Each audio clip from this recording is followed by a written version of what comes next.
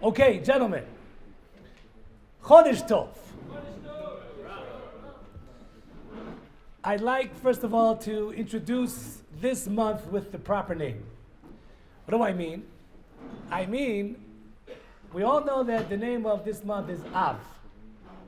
But if you take a look and you realize how the Chazan said it on Shabbos to introduce it to us, he said another word that preceded the word Av, and he said Menachem Av. Menachem Av means literally a comforting father. There's a father, and then there's a comforting father.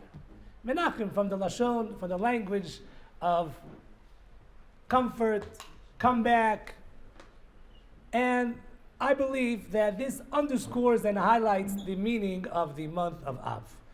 You see, we have a problem, myself included.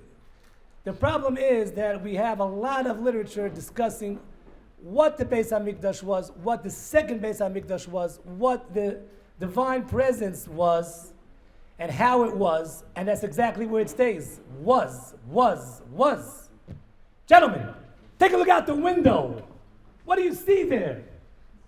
Ruins.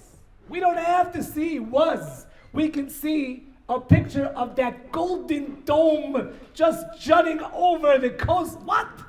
The Wailing Wall, the coastal Hamaravi has every postcard picture, has the golden dome in the background. You don't have to go so far. We at Aish Torah have bleacher seats, gentlemen. You want to know what was?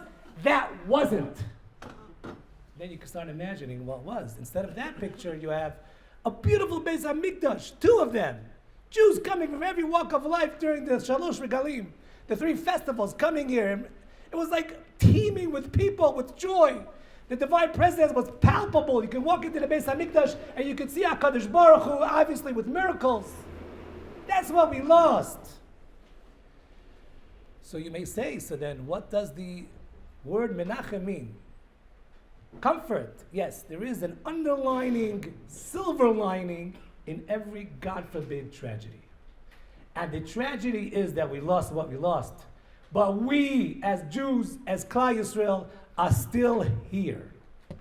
And therefore, God says, I will destroy my home in order to save the continuity of the Jewish people. I have to tell you what the Rosh Yeshiva Zatzal, Rav Noach, said in order to encapsulate, maybe is the right word, what the feeling of Chodesh Av is. He said, a little story, there was once a little boy, maybe give him 5 years old, he walked into the street, and his father behind him is aghast.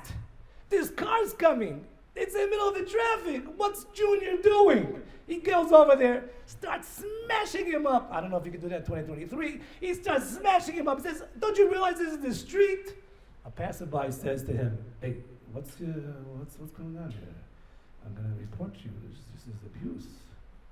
You're hitting an innocent child? What's going on? How do you have a right to go ahead and do that? And he's about to write down his information. He says, I am the father and my son just went into the street. I have to save him. What I'm going to say? Let's go ahead and teach you. Son, this is the street, this is the sidewalk. Don't put your foot over here, you know. No, you take him, you tell him what it is, and you make sure he doesn't do it again. Only a father can do that to a son. Only someone like that, who loves his son so much, can use force and authority to get the message across. That is the message of Menachem Av. Yes, we had all throughout Jewish history, the Inquisition, the Holocaust, and even further back to Beit HaMikdash, even further back, the spies were punished, and Jewish people were punished on that night of 9th of Av.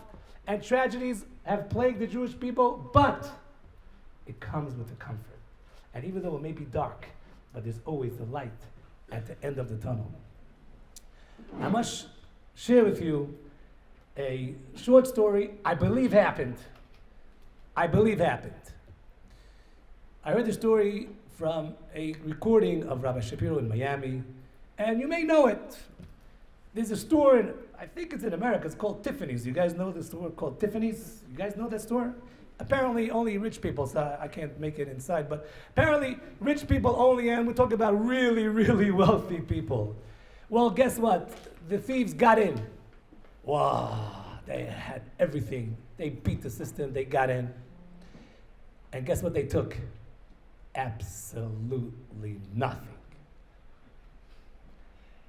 What a waste of time, right? What a waste of time. Chaval. What did they do? They took the tags of every single item. The $500,000 item now had $100. The $100 item now had, and they switched everything from top to bottom.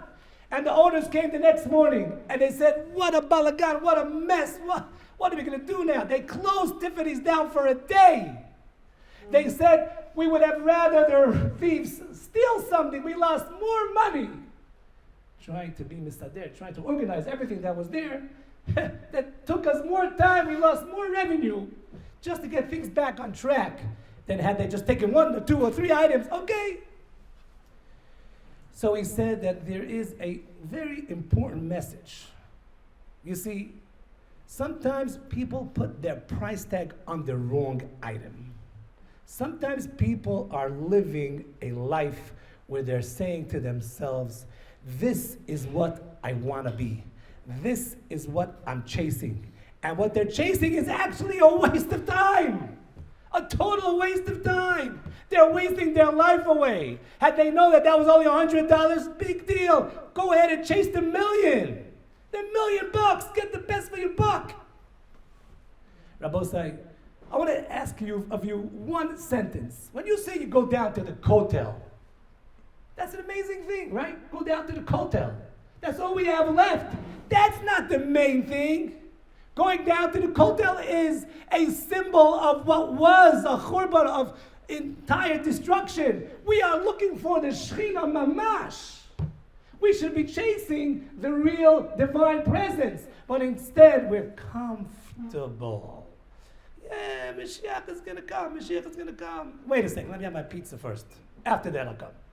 What do you mean? If you knew what it meant for the Ikar, we wouldn't be wasting our time. We'd be chasing the main event. And the main event is not to have just the kotel. The main event is to have the total Beit HaMikdash, the total return of God's presence, that we can see the light of what it means to be a Torah true Jew without any chas v'sholom problem. I want to conclude.